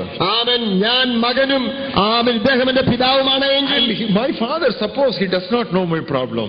ആമേൻ എന്റെ പിതാവിന് എന്റെ പ്രശ്നം അറിയാതിരിക്കുന്ന ഒരു സാഹചര്യമായിരിക്കട്ടെ. And I come traveling miles to meet my dad. ആമേൻ മൈലുകൾ യാത്ര ചെയ്ത് പിതാവിനോടുകൂടി ആയിരിക്കാൻ വരുന്നൊരു സമയം. And falling on his bosom, I say, Daddy, this is a problem I am going through. And but my daddy immediately does not solve the problem. He just pats my back. He says, don't worry, I'm with you. You know, that lifts up the burden from your heart. That is the earthly father. I am talking about our heavenly Father. നാം നമ്മുടെ പിതാവിന്റെ അരികിലേക്ക് അടുത്തു വന്ന് മടിയിലേക്ക് കവിണു വീണ് പിതാവേ എന്റെ വേദന ഇതാണ്, പ്രശ്നം ഇതാണ് എന്ന് പറഞ്ഞാൽ ഞാൻ ചോദിക്കട്ടെ, നമ്മുടെ ഭൗമികരായ പിതാക്കന്മാർ ആമൻ നമ്മുടെ പുറത്ത് തലോടിയിട്ട് സാരമില്ല മകനെ ഞാൻ പരിഹരിച്ചു കൊള്ളാം എന്ന് പറയുമ്പോൾ ആ പ്രശ്നം പരിഹരിക്കപ്പെടുന്നതിന് മുൻപേ നമുക്ക് അനുഭവിപ്പാൻ കഴിയുന്നൊരു സമാധാനമില്ലേ? അങ്ങനെയെങ്കിൽ നമ്മുടെ സ്വർഗീയ പിതാവിൽ നിന്ന് ലഭിപ്പാൻ കഴിയുന്ന സമാധാനം എത്രയോ ശ്രേഷ്ഠമാണ്. Beloved, prayer, it fills the vacuum in our hearts which otherwise cannot be filled by anything else. പ്രാർത്ഥനയ്ക്ക് നമ്മുടെ ജീവിതത്തിന്റെ ശൂന്യതയെ മറ്റൊന്നിനാലും നികത്തുവാൻ കഴിയാത്ത ആ വിടവ് പ്രാർത്ഥനയാൽ നികത്തുവാൻ കഴിയും. I don't know how many of you still hold on to your old tradition of kneeling down alone with God in prayer. എനിക്കറിയില്ല നിങ്ങൾ എത്ര പേര് ആ പൂർവീക പാരമ്പര്യം പോലെ ദൈവസന്നിധിയിൽ ആമൻ കവിണു വീണ് പ്രാർത്ഥിക്കുന്നവരുണ്ട്. Kneeling is not an Eastern culture or Western culture, but it is a Bible culture. ആമൻ ദൈവമുൻപാകെ കവിണു വീണ് പ്രാർത്ഥിക്കുക, മുഴങ്കാൽ മടക്കി പ്രാർത്ഥിക്കുക എന്നത് വാസ്തവത്തിൽ പാശ്ചാത്യ സംസ്കാരമോ പൗരത്യ സംസ്കാരമോ അല്ല, അത് വേദപുസ്തക സംസ്കാരമാണ്. You can sit and put your leg one over the other, cross-legged, slouching on your sofa and pray. God might listen to that prayer, but I tell you, don't do praying always like that. Kneel down and pray. കാലിന്മേൽ കാല് വെച്ചോ ചമ്പരപ്പൂട്ടിട്ടോ ആമൻ അല്ലാതെയോ ഒക്കെ ഇരുന്ന് നിങ്ങൾ പ്രാർത്ഥിച്ചാൽ ഒരുപക്ഷേ ദൈവം നിങ്ങളുടെ പ്രാർത്ഥന കേൾക്കുമായിരിക്കാം, ഇല്ലെന്ന് ഞാൻ പറയുന്നില്ല. എന്നാൽ മുഴങ്കാലുമടക്കി ദൈവം മുൻപാകെ കവിണു വീണ് പ്രാർത്ഥിക്കുക ഒരു പ്രത്യേക അനുഭവമാണ്. Only if your children see the parents kneeling down in prayer, kneeling in straight posture in prayer, they also will follow that habit. ഞാൻ പറയട്ടെ, മാതാപിതാക്കളാകുന്ന നിങ്ങൾ ദൈവസന്നിധിയിൽ കവിണു വീണ് പ്രാർത്ഥിക്കുന്നത് നിങ്ങളുടെ തലമുറകൾ കണ്ടാൽ തീർച്ചയായും അവരാ അനുകരണീയ മാതൃകയെ പിന്തുടരുവാൻ ഇടയാകും. Parents do not kneel down, children will not kneel down. മാതാപിതാക്കൾ മുഴങ്കാലിന്മേലിരുന്ന് പ്രാർത്ഥിക്കാത്തവരാണെങ്കിൽ കുഞ്ഞുങ്ങൾ ഒരിക്കലും അത് ചെയ്യും എന്ന് പ്രതീക്ഷിക്കുകയും അരുത്. Don't adopt different cultures and forget this kneeling posture. ആമൻ ദൈവമുൻപാകെ കവിണു വീണ് പ്രാർത്ഥിക്കുന്ന ഈ ഉന്നതമായ ആത്മീയ മൂല്യമുള്ള സംസ്കാരം നാം വിട്ടുകളയരുത്. മറ്റു പാശ്ചാത്യ സംസ്കാരങ്ങൾക്ക് നാം അധീനരാകരുത്. Wherever we go, whichever country we go, we always get stuck with the Bible culture. ഏത് രാജ്യത്തും നിങ്ങൾ പോകൂ, ഏത് സംസ്കാരവും നിങ്ങൾ ശ്രദ്ധിക്കൂ, പക്ഷേ വേദപുസ്തക സംസ്കാരം പിന്തുടരുന്നതിൽ നിങ്ങൾ അമാന്തിക്കരുത്. You know, when you kneel down and assume that posture of reverence and awesomeness before that great God and open up your hearts and tell Him the kind of situation that you are going through, you will definitely stand up with your hearts and minds. Not only hearts, it speaks about minds also. Your heart and mind will be filled with the peace of God that passes all human comprehension. ദൈവത്തിന് യോഗ്യമായ ബഹുമാനത്തിന്റെയും ആദരവിന്റെയും സൂചകമായി ദൈവമുൻപാകെ നെടുമ്പാട് വീണ് പ്രാർത്ഥിക്കുവാൻ ഇടവരുന്നു എങ്കിൽ വേദപുസ്തകം പറയുന്നു, നിങ്ങളുടെ ഹൃദയത്തെ മാത്രമല്ല മനസ്സിനെയും ആ ദിവ്യ സമാധാനത്താൽ ദൈവം നിറയ്ക്കും. അത് ഏതൊരു ബുദ്ധിക്കും മനസ്സിലാക്കുവാൻ കഴിയുന്നതിലുപരിയാണ്. Now we will go to point number 7. ഏഴാമത്തെ ചിന്തയിലേക്ക് നമുക്ക് ഇനി കടന്നു പോകാം. Now videographers, if you want to change the cassette, you can change. ആമൻ. വീഡിയോഗ്രാഫേഴ്സിന് കാസറ്റ് ചേഞ്ച് ചെയ്യാനുള്ള സമയം.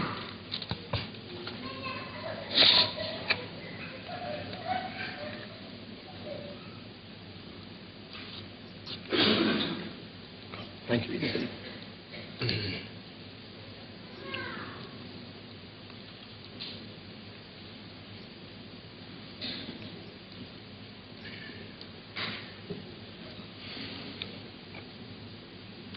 What is the joy of the Lord? യഹോവയിലെ സന്തോഷം എന്നാൽ എന്താണ്? Number 7. ഏഴാമത്തെ കാര്യം, It is joy with the saints. വിശുദ്ധന്മാരുമായുള്ള സന്തോഷമാണ് യഹോവയിലെ It സന്തോഷം. is a joy in the company of saints or God's people. വിശുദ്ധന്മാരുമായുള്ള കൂട്ടായ്മയിൽ ലഭിക്കുന്ന സന്തോഷമാണ് യഹോവയിലെ സന്തോഷം. Now I want to ask you a question. Let me see how many of you have the habit of memorizing the Bible. How many of you is there anyone who can recite Psalm 133? 133 സങ്കീർത്തനം കാണാതെ പറയുവാൻ കഴിയുന്നവർ ആരെങ്കിലും ഉണ്ടോ? ദൈവവചനം കാണാതെ പഠിക്കുന്ന, മനഃപാഠം പഠിക്കുന്നവരുടെ അനുഭവം ശ്രദ്ധിക്കുവാൻ വേണ്ടി. You should not sit and murmur. You should stand and speak. അങ്ങനെ കഴിയുന്നവർ എഴുന്നേറ്റ് പറയുന്നതായിരിക്കും ഇരുന്ന് പൊറുപൊറുക്കുന്നതിനേക്കാൾ നല്ലത്. Anybody? Psalm 133, 1 to 3. 133 1 മുതൽ 3 വരെയുള്ള വാക്യങ്ങൾ പറയുവാൻ കഴിയുന്നവർ ആരെങ്കിലും ഉണ്ടോ? Nobody? Yeah. Thank you, brother.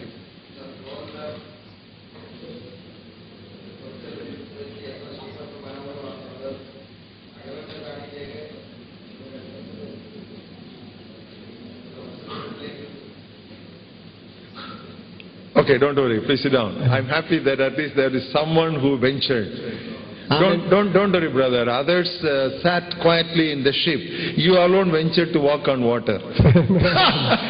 മറ്റുള്ളവരെല്ലാം കപ്പലിനകത്തിരിക്കുവാൻ ആഗ്രഹിച്ചപ്പോൾ വെള്ളത്തിലേക്ക് ഇറങ്ങി നടക്കുവാൻ ഒരാളെങ്കിലും സാഹസികത കാട്ടിയതിൽ ഞാൻ അഭിനന്ദിക്കുന്നു. Don't worry. Even if you start sinking, Jesus will lift you up before you hit the bottom. തീർച്ചയായും വെള്ളത്തിന്മേൽ നടന്നാൽ മുങ്ങിയെ പോയാലും രക്ഷിക്കുന്ന ഒരു കർത്താവ് നമുക്കുണ്ട്. Now, by the way, try to memorize at least one scripture verse every day. ഞാൻ നിങ്ങളോട് പറയട്ടെ, ഒരു ദിവസം ഒരു വാക്യമെങ്കിലും മനഃപ്പാഠമാക്കുന്നത് നല്ല ശീലം. I'm going to teach that in the youth retreat, but anyway, I think for adults it is not too late to start memorizing. ആമേൻ. യുവാക്കളുടെ ക്യാമ്പിൽ ഞാനത് പറയാറുണ്ട്.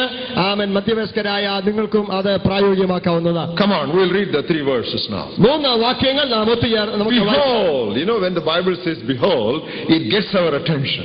ഇതാ എന്നതിന് ഉപയോഗിച്ചിരിക്കുന്ന behold എന്ന വാക്കിന് ആമേൻ നമ്മുടെ ശ്രദ്ധയെ ആവശ്യപ്പെടുകയാണ്. When you read the Bible at several points, you say behold. That means you just take off your eyes from all the rest, and now this is something worthy of attention. Look here. That's what it means. Look here. There's something very important. വേദപുസ്തകത്തിൽ ഇതേ പ്രസ്താവന പലയിടങ്ങളിലും കാണാം. ശ്രദ്ധിച്ചാലും ഇതാ എന്നിങ്ങനെ മലയാളത്തിൽ പരിഭാഷപ്പെടുത്തിയിരിക്കുന്ന behold എന്ന വാക്ക് അതിന്റെ അർത്ഥം എന്തെന്ന് ചോദിച്ചാൽ മറ്റ് എല്ലാവറ്റയിൽ നിന്നും നമ്മുടെ ശ്രദ്ധയെ മാറ്റിയിട്ട് വളരെ സൂക്ഷ്മമായി ശ്രദ്ധിക്കേണ്ട ഒരു വിഷയത്തിലേക്ക് നമ്മുടെ ശ്രദ്ധയെ ആവശ്യപ്പെടുകയാണ്. Behold how good and how pleasant it is for brothers to dwell together in unity. ഇതാ സഹോദരന്മാർ ഒത്തൊരുമിച്ച് വസിക്കുന്നത് എത്ര ശുഭവും എത്ര മനോഹരവുമാകുന്നു. It's like the precious oil upon the head running down the beard of Aaron running down on the edge of his garment. അത് വസ്ത്രത്തിന്റെ വെളുപ്പിലേക്ക് നീണ്ടുകിടക്കുന്ന താടിയിലേക്ക് അഹരോന്റെ താടിയിലേക്ക് തന്നെ ഒഴുകുന്നതായി അവന്റെ തലയിലെ വിശേഷ തൈലം പോലെയാകുന്നു. It is like the dew of Hermon descending upon the mountains of Zion, for there the Lord commanded the blessing, life forevermore. Zion പർവ്വതത്തിൽ പെയ്യുന്ന ഹർമോന്യ മഞ്ഞ് പോലെയാകുന്നു. അത് അവിടെയല്ലോ യഹോവ അനുഗ്രഹവും ശാശ്വതമായുള്ള ജീവനും കൽപ്പിക്കുന്നത്. It speaks about dew. അവിടെ മഞ്ഞിനെ കുറിച്ച് പറയുന്നു. It speaks about oil.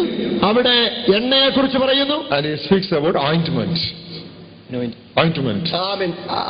ointment. Okay, അത് അവിടെ അഭിഷേക തൈലത്തെ കുറിച്ചും All these things speak about the soothing, refreshing effects. ഇത് മൂന്നും വാസ്തവത്തിൽ നമ്മെ ആശ്വസിപ്പിക്കുന്ന, ഉത്തേജിപ്പിക്കുന്ന വസ്തുതകളാണ്. Unfortunately, in most of our fellowships, there is no fellowship. ദൗർഭാഗ്യവശാൽ നമ്മുടെ ഒട്ടുമിക്ക കൂട്ടായ്മകളിലും കൂട്ടായ്മ എന്ന് പറയുന്നൊരു വസ്തുതയില്ല.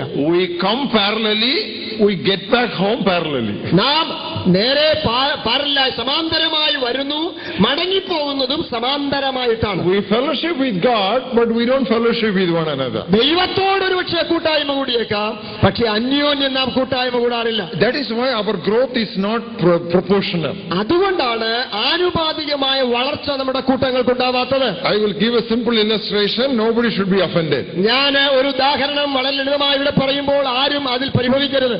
Each of us arrived on different timing here. നാം എല്ലാവരും വ്യത്യസ്ത സമയങ്ങളിലാണ് ഇവിടെ എത്തിച്ചേരുന്നത്. Some people came here at 8 o'clock. 8 മണിക്ക് വന്നവരുണ്ട്. Some people were wise enough to come only at 9 o'clock. ചിലരാണെങ്കിൽ വളരെ വിജ്ഞാനികളായതുകൊണ്ട് 9 മണിക്ക് തന്നെയാണ് വന്നത്. So we all came and sat and occupied the chairs. നാം എല്ലാവരും വന്നു, കസേരയിൽ നാം ഇരിപ്പിടം ഉറപ്പിച്ചു. And we go through that 1.5 hours or 2 hours of service. 1.5-2 മണിക്കൂറത്തെ ആരാധനയിൽ നാം ഇങ്ങനെ മുന്നോട്ട് പോകുന്നു. Benediction is given. ആശീർവാദവും കഴിയുന്നു. And we say the final amen.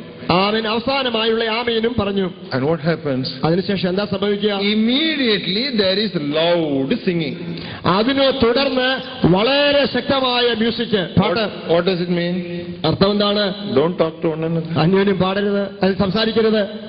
Because when they sing so aloud, we can't talk to each other. അവർ നന്നായി പാടുമ്പോൾ പിന്നെ എങ്ങനെയാണ് നമുക്ക് സംസാരിക്കാൻ കഴിയുന്നതും? We cannot fellowship with one another. അന്യോന്യം കൂട്ടായ്മ കൂടാനും പറ്റത്തില്ല. People come to me, brother, we saw you there 10 years ago, we met you 20. Nothing was. I said, don't talk, because they are singing. We cannot talk. ആളുകൾ വന്ന് പറയുക, brother, ഞാൻ കഴിഞ്ഞ 10 വർഷമായി നിങ്ങളെ കണ്ടിട്ട്, നിങ്ങളെ ഇവിടെ വെച്ച് കണ്ടിട്ടുണ്ടല്ലോ, ഇന്ന പരിചയമുണ്ടല്ലോ എന്ന് പറയുമ്പോൾ ഞാൻ പറയുന്നു, ദയവായവരോട് സംസാരിക്കരുതേ, അവർ പാടുകയാണ്, എനിക്ക് കേൾക്കാൻ കഴിയുന്നില്ല. I am not finding fault with them. അവരിൽ തെറ്റാരോപിക്കുകയല്ല.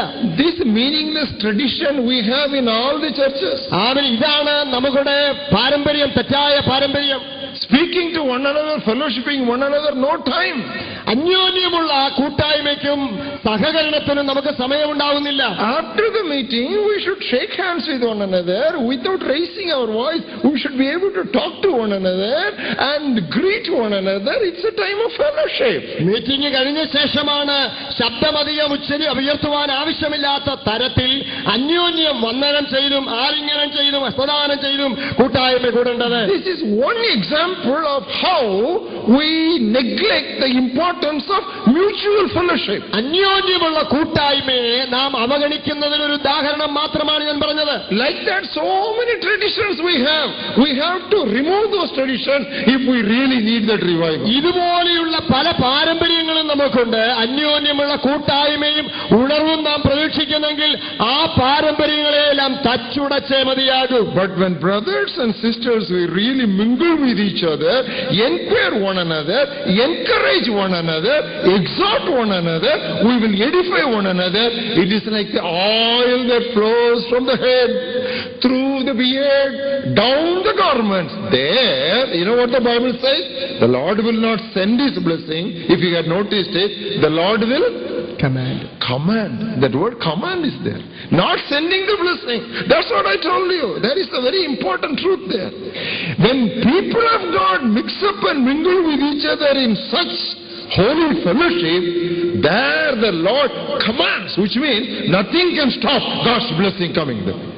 അന്യോന്യം ദൈവമക്കൾ കൂട്ടായ്മ കൂടുകയും പ്രബോധിപ്പിക്കുകയും ആത്മീയ വർധനവിന് ഉതകുന്ന ചിന്തകൾ വ്യക്തിപരമായി പങ്കിടുകയും ചെയ്യുമ്പോൾ അത് അഹരോന്റെ താടിയിൽ നിന്ന് വസ്ത്രത്തിന്റെ വെളുമ്പ് വരെയും ഒഴുകുന്ന വിശേഷ തൈലം പോലെ ഉള്ള ശ്രേഷ്ഠമായ അനുഭവമായിരിക്കും. വചനത്തിൽ വായിക്കുന്നത്, അവിടെ യഹോവ ശാശ്വതമായ അനുഗ്രഹം കൽപ്പിച്ചു ഒരുമിച്ചാക്കിയിരിക്കുകയാണ്. Don't become too independent. We must become interdependent. നാം വളരെ സ്വതന്ത്രരായി മുന്നോട്ട് പോകുവാൻ താല്പര്യപ്പെടരുത്. പരസ്പര പൂരക ബന്ധം സൂക്ഷിക്കുവാൻ തയ്യാറാകണം. It is not I and my God, it is we and our God. ഞാനും എന്റെ ദൈവവും എന്ന ചിന്ത മാറ്റിയിട്ട് നാമും നമ്മുടെ ദൈവവും എന്ന ചിന്തയിലേക്ക് വരണം. Take for example the Lord's Prayer. കർത്തൃപ്രാർത്ഥനയെ നാം ശ്രദ്ധിച്ചാൽ What does the Bible, what does the Lord's Prayer say? കർത്തൃപ്രാർത്ഥനയിൽ എങ്ങനെയാണ് നാം വായിക്കുന്നത്? My Father in heaven. എന്റെ സ്വർഗീയ പിതാവേ എന്നാണോ? സ്വർഗസ്ഥനായ എന്റെ പിതാവേ എന്നാണോ? Our Father in heaven. ഞങ്ങളുടെ സ്വർഗസ്ഥനായ പിതാവേ. Does it say give me my daily bread? എനിക്ക് ആഹാരം തരണമേ എന്നാണോ? Give us our daily bread. ഞങ്ങൾക്ക് ഞങ്ങളുടെ ആഹാരം തരണമേ. Does it say forgive my sin but kill the other fellow? എന്റെ പാപം ക്ഷമിച്ചിട്ട് ആ പാപിയെ കൊല്ലണം എന്നാണോ പറയുന്നത്? No, forgive us our sins. ഞങ്ങളുടെ കടങ്ങളും പാപങ്ങളും ഞങ്ങളോട് ക്ഷമിക്കണമേ. There is no singular in the Lord's Prayer. All the requests first person plural. ആ വേദഭാഗത്ത് ആ പ്രാർത്ഥനയിൽ എവിടെയെല്ലാം മുഴുവൻ ശ്രദ്ധിച്ചാലും അവൻ ഏക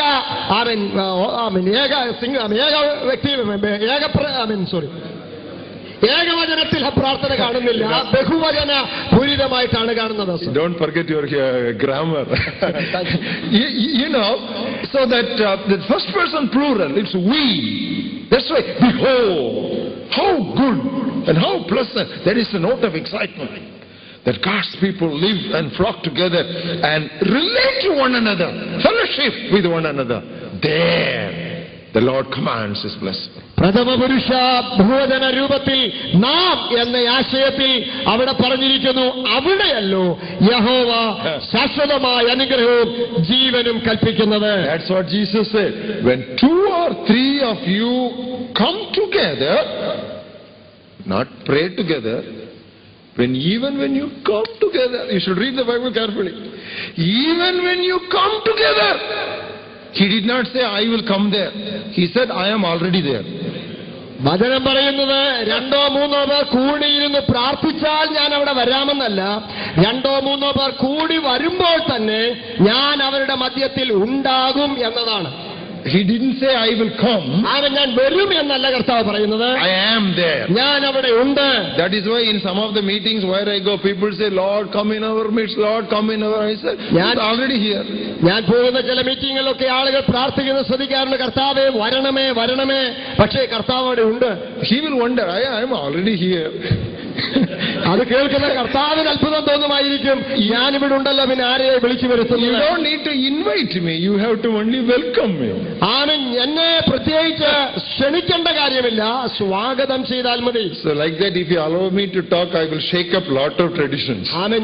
നിങ്ങൾ ഇങ്ങനെ അങ്ങ് അനുവദിച്ചാൽ ഞാൻ നിങ്ങളുടെ ഒത്തിരി പാരമ്പര്യങ്ങളെ മുറിക്കും. Lot of things, but this is not the place we come for VBS. VBSന് വേണ്ടി ഒരുങ്ങുകയാണ്, ഇങ്ങനെയുള്ള കാര്യങ്ങൾ പറയാനുള്ള വേദിയല്ല എന്ന് എനിക്കറിയാം. Invite me to your church, there I will talk all these things. I know you will not invite me. എന്നെ നിങ്ങളുടെ ചർച്ചിൽ ക്ഷണിച്ചാൽ ഞാൻ ആ കാര്യമൊക്കെ പറയാം, പക്ഷെ എനിക്ക് ബോധ്യമുണ്ട് നിങ്ങൾ ആരും എന്നെ വിളിക്കില്ല. So brothers and sisters, this is the way when we really mix up with each other and mingle with each other. There the Lord commands it. What is that blessing? Life forever. What is that life? I am in that midst. That is the life. ആമേൻ. നാം അന്യോന്യം യഥാർത്ഥമായൊരു കൂട്ടായ്മയ്ക്ക് തയ്യാറായാൽ അവിടെ ദൈവം അനുഗ്രഹം കൽപ്പിക്കും. എന്താണ് അനുഗ്രഹം? ശാശ്വതമായ ജീവൻ ഉണ്ടാവും. എന്താണ് ശാശ്വതമായ ജീവൻ? ജീവൻ എന്ന് പറയുന്ന കർത്താവ് തന്നെ ഇവിടെയുണ്ട്. That's the greatest of all blessings. Amen. This is how we should understand the Old Testament passages in the light of the New Testament. അങ്ങനെയാണ് പഴയ നിയമ വാക്കുകളെ പുതിയ നിയമ പശ്ചാത്തലത്തിൽ ഗ്രഹിക്കേണ്ടത്. Number 8. എട്ടാമത്തെ വസ്തുത. What is the joy of the Lord? യഹോവയിലെ സന്തോഷം എന്ന് പറയുന്നത് എന്താണ്? The joy of soul winning.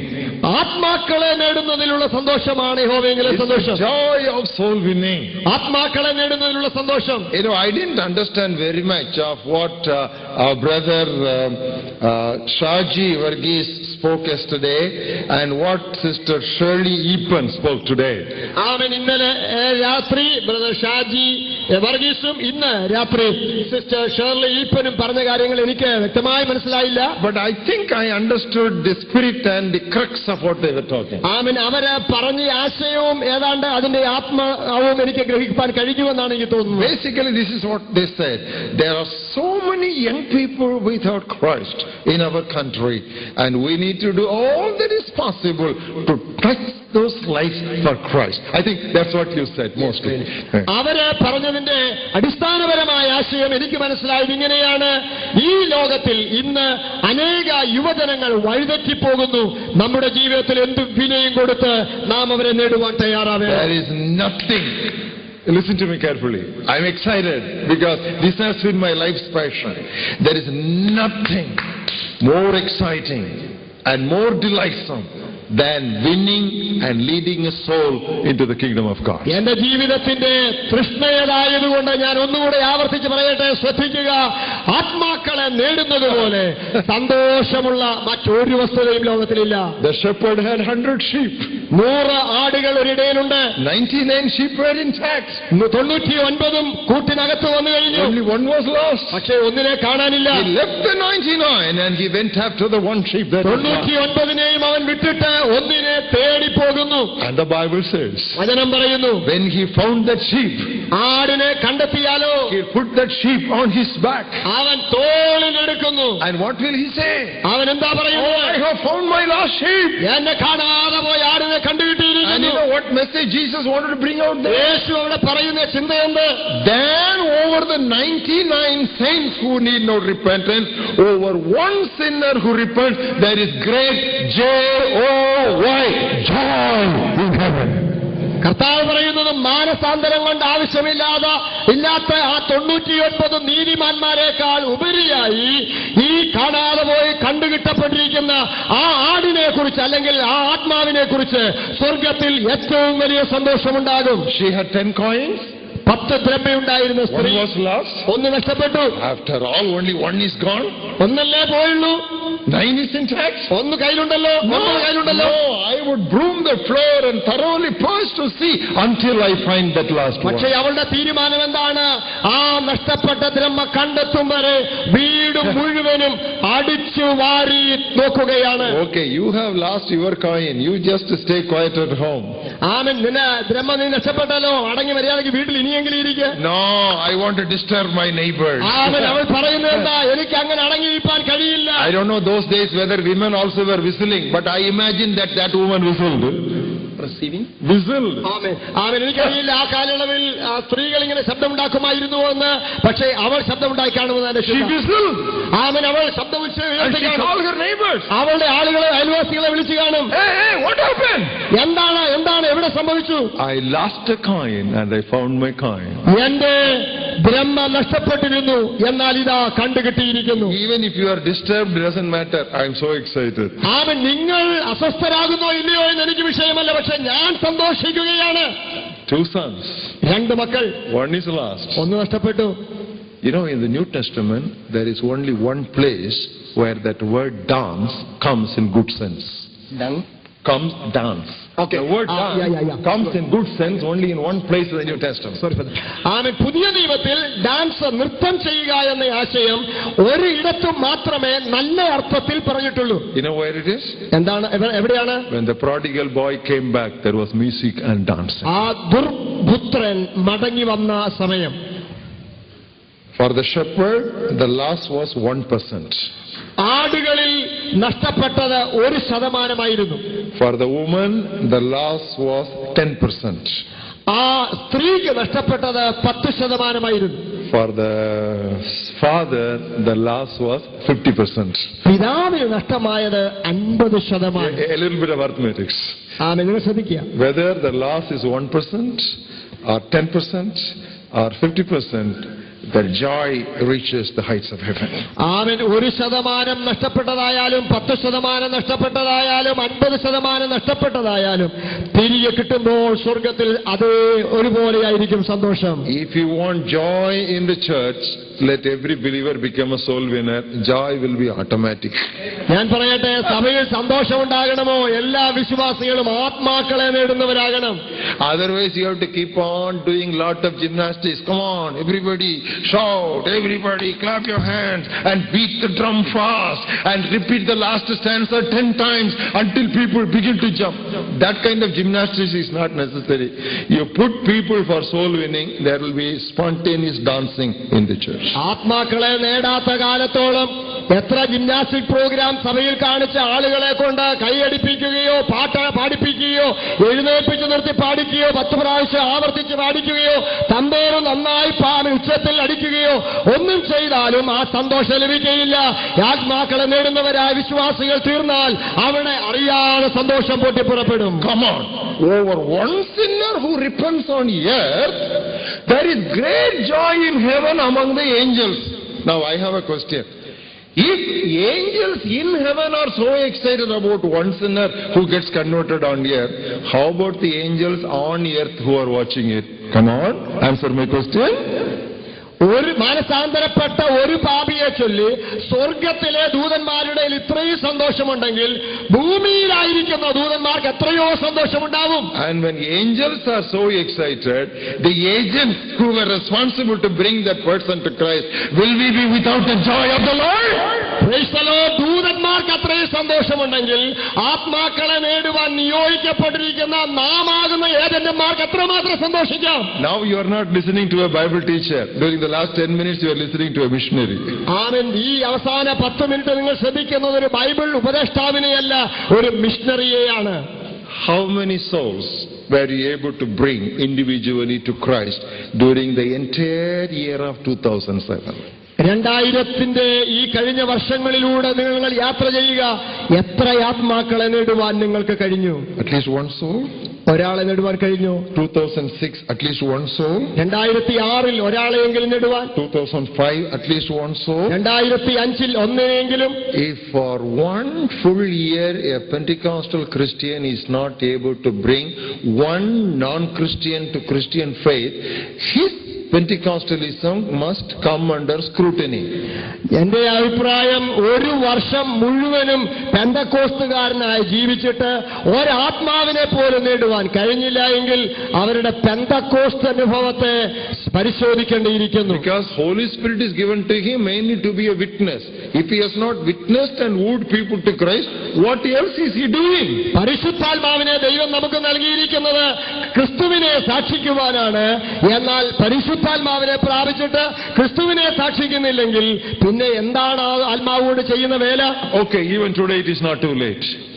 തീർച്ചയായും ഇന്നും അതിനുള്ള സമയം നഷ്ടപ്പെട്ടിട്ടില്ല. Target one non-Christian who is known to you. നിങ്ങൾക്ക് പരിചയമുള്ള ഒരു അക്രൈസ്തവനെ ലക്ഷ്യമാക്കുക. Keep on following him. ആ തുടർമാനമായി അവനെ അനുധാവനം ചെയ്യുക. Don't from first day keep on telling, come to the meeting, come to the meeting, come to the meeting. No. ആദ്യ ദിവസം തന്നെ യോഗത്തിന് വരിക വരിക വരിക വരിക എന്ന് പറഞ്ഞ് ശല്യപ്പെടുത്തരുത്. That is not soul winning. That is church expanding. അത് ആത്മാക്കളെ നേടുകയല്ല, സഭയെ വളർത്തുകയാണ്. I am talking about you go to that person. നിങ്ങൾ വ്യക്തിപരമായി ആളിന്റെ അടുക്കൽ പോവുക. And keep on talking to him. അദ്ദേഹത്തോട് ഇങ്ങനെ സംസാരിച്ചുകൊണ്ടിരിക്കുക. Befriend him. ആ സ്നേഹവുമായി ഒരു സഹിത്വത്തിൽ വരിക. Share the gospel with him. അതിനുശേഷം സുവിശേഷം പങ്കുവയ്ക്കുക. Pray for his problem. അവന്റെ പ്രശ്നങ്ങൾക്ക് വേണ്ടി പ്രാർത്ഥിക്കുക. Maybe it will take one full year to bring one person to Christ. ഒരുപക്ഷേ ആ ഒരു വർഷം മുഴുവനും അങ്ങനെ ചെലവഴിക്കേണ്ടി വന്നേക്കാം. അവസാനമായിരിക്കാം അദ്ദേഹത്തെ നേടുവാൻ കഴിയുന്നത്. It is like birth pain. തീർച്ചയായും അത് ഒരു പ്രസവവേദന പോലെയാണ്. You cannot have an instant birth. നിങ്ങൾക്കറിയാം, പ്രസവം പെട്ടെന്ന് നടക്കുകയില്ല. It may take time. അത് സമയമെടുക്കും. But when the baby is born, എന്നാൽ കുട്ടി ജനിച്ചാലോ you'll be excited. നിങ്ങൾ സന്തോഷചിത്തരാവുകയാണ്. There will be dancing in the church of Jesus Christ. യേശുക്രിസ്തുവിന്റെ സഭയിൽ നൃത്തം വെളിപ്പെടുകയാണ്. Ninthly, 9-ാമതായി, what is the joy of the Lord? യഹോവയെങ്കിലെ സന്തോഷം എന്ന് പറയുന്നത് എന്താണ്? It is the joy of sacrifice. അത് ത്യാഗത്തിങ്കലുള്ള സന്തോഷമാണ്. When we really sacrifice something for the sake of the Lord. ദൈവത്തിന്റെ നാമത്തിനു വേണ്ടി നാം ത്യാഗപരമായി ചിലത് ചെലവിടുമ്പോൾ. I will just read that verse and move on to the next point because the time is running out. സമയം വേഗം പോകുന്നത് കൊണ്ട് ആ ഒരു വേദഭാഗം വായിച്ചിട്ട് അടുത്ത ചിന്തയിലേക്ക് നമുക്ക് പോകാം. Philippians 2nd chapter. ഫിലിപ്പി ലേഖനം 2-ാം അധ്യായം. I will read to you verses 17 and 18. Such a beautiful epistle. ആമേൻ. 17-18 വാക്യം ഞാൻ നിങ്ങൾക്ക് വേണ്ടി ഈ മനോഹരമായ ലേഖനത്തിൽ നിന്ന് വായിക്കുന്നു. Yes, and if I am being poured out as a drink offering on the sacrifice and service of your faith, I am glad and I rejoice with you all. ആമേൻ. എന്നാൽ നിങ്ങളുടെ വിശ്വാസമെന്ന യാഗമർപ്പിക്കുന്ന ശുശ്രൂഷയിൽ എന്റെ രക്തമൊഴിക്കേണ്ടി വന്നാലും ഞാൻ സന്തോഷിക്കും. നിങ്ങളോട് എല്ലാവരോടും കൂടെ സന്തോഷിക്കും. For the same reason, you also be glad and rejoice with me. അങ്ങനെ തന്നെ നിങ്ങളും സന്തോഷിപ്പീൻ, എന്നോടുകൂടെ സന്തോഷിപ്പീൻ. You know, there were various types of offering in the Old Testament. ആമേൻ. പഴയ നിയമത്തിൽ പല വിധത്തിലുള്ള യാഗങ്ങളുണ്ട്. Meat offering. Amen. ഭോജനയാഗം, ഹോമയാഗം. Grain offering. Grain offering. Amen. ഭോജനയാഗം. So many types of offering. ആമേൻ. ഇതുപോലെയുള്ളതായ പല യാഗങ്ങളെ കാണുവാൻ കഴിയും. In all those offerings, something will be left over after the offering is over. ആ യാഗങ്ങൾക്കെല്ലാം വഴിപാടുകൾക്കെല്ലാം ശേഷം ചിലത് ശേഷിക്കും.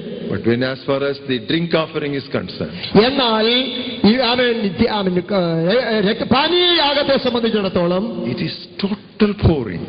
അത് മുഴുവനും ഒഴിക്കപ്പെടുകയാണ്. You can't collect it back. തിരികെ അതിൽ നിന്നൊന്നും ലഭിക്കുന്നില്ല. That Old Testament language Paul is using here. പൗലോസ് ഇവിടെ ഉപയോഗിക്കുന്നത് ആ പഴയ നിയമ ഭാഷയാണ്. I am poured. I am not bringing any other liquid or any other fluid to pour. I am pouring myself on what? On the sacrifice and service of your faith. I rejoice. ഞാൻ എന്നെ തന്നെ യാഗമാക്കുകയാണ്, പാനീയ യാഗമായി ഒഴിക്കുകയാണ്. എന്തിനു വേണ്ടി? നിങ്ങളുടെ വിശ്വാസം എന്ന യാഗം അർപ്പിക്കുവാൻ. As long as you are only tithing, you will not understand ABC of what I am talking. ആമേൻ. ദശാംശം മാത്രം കഷ്ടിച്ചു കൊടുക്കുന്ന നിങ്ങൾക്ക് ഇത് മനസ്സിലാകില്ല. Tithing is a duty. തീർച്ചയായും അത് ഒരു ദൗത്യം മാത്രമാണ്. I am not talking about duty. I am talking about delight. ആമേൻ. ഞാൻ ദൗത്യത്തെ കുറിച്ച്, കടമയെ കുറിച്ചല്ല പറയുന്നത്, ഞാൻ പ്രമോദത്തെ കുറിച്ചാണ്. It is only when you start sacrificing. What is sacrifice? You forego something in your life which is precious to you and let that giving give you a pinch. Then you will know the joy of sacrifice. നിങ്ങളുടെ ജീവിതത്തിലെ ഏറ്റവും പ്രധാനമായതൊന്ന് ത്യാഗമായി കൊടുക്കുകയും അതുനിമിത്തം നിങ്ങൾക്ക് ഒരു നഷ്ടം അനുഭവിക്കുകയും ചെയ്യേണ്ടി വരുന്നതാണ് യാഗമെന്ന വാക്കിലൂടെ അർത്ഥമാക്കുന്നത്. അങ്ങനെ ചെയ്യുമ്പോൾ കർത്താവിലുള്ള സന്തോഷം അനുഭവിക്കാനിടയാകും. I had the privilege of opening many churches in totally churchless villages in tribal areas.